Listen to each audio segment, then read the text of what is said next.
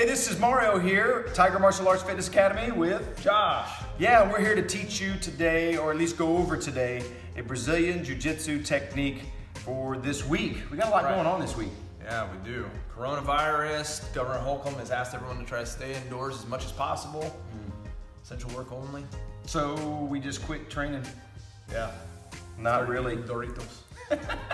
No, what we're gonna do today is give you some things that you can work on at home, or at least just something to review for a while. Hopefully what we'll do is these videos will be coming out from time to time. I don't know, maybe one a week, one every other week, just to give you something to train with until this whole thing passes. We may even get some bag drills going. Yeah, absolutely. Some stretches, maybe even some solo drills where you don't even need anything, just the clothes you're wearing. Just you solo drills. Now, today's technique, what I'd like to show them is if somebody passes your guard and gets to the side, how do you stay safe? And then if they try to take mount, just a couple little tricks that you can do just to go back into the guard so they don't take full mount. All right, so let me show you that technique that you may encounter. It's pretty common, actually.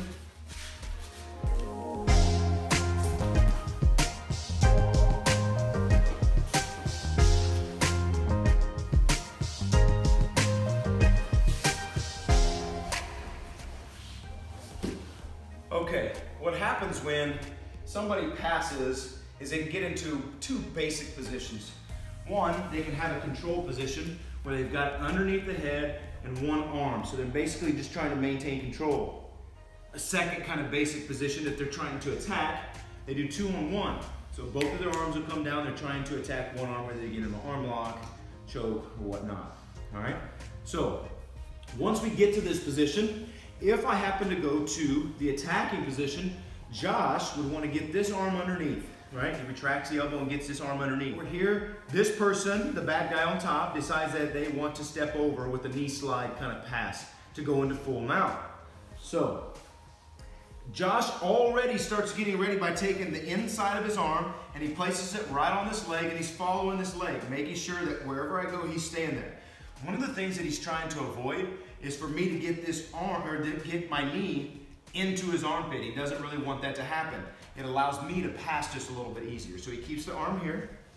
I'm underneath, actually I'm over top here. As I slide, I go through. Now, for now, my weight is all on this side. But as I start to shift my weight and take the full mount, my weight shifts over to this side and makes this knee very, very light. That's when he wants to slide down, basically do a crunch and go into the half guard. Just like that.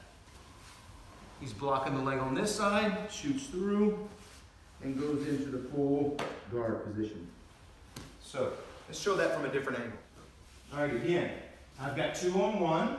Josh has this elbow already ready. He's following no matter where I go. As Josh also gets on his side, he wants to lay really on his side, and he wants this leg to be as flat and as heavy as possible. How can you get this heavier?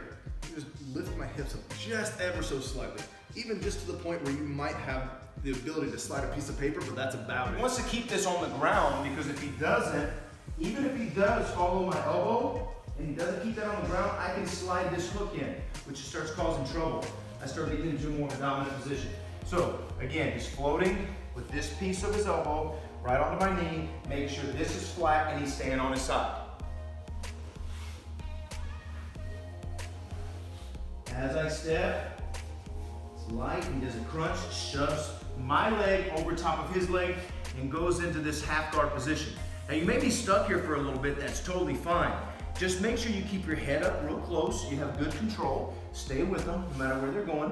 When you're ready, you can reach down, block this knee, and you want to shrimp out, getting the knee in, finishing into your full guard position. All right, one more time, just regular flow.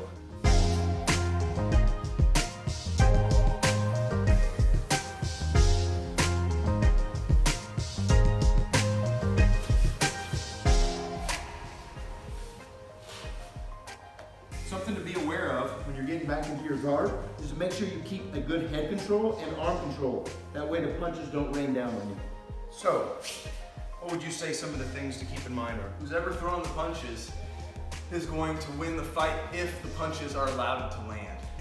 So if I'm a good guy, I'm always thinking, I don't want to get punched. Then I'm thinking, okay, is this a good time to start moving from a position to the next position, making those seamless. But if they're punching, hang out in a safe place. Yeah, it's better to stay safe there. 100%, always better to stay safe.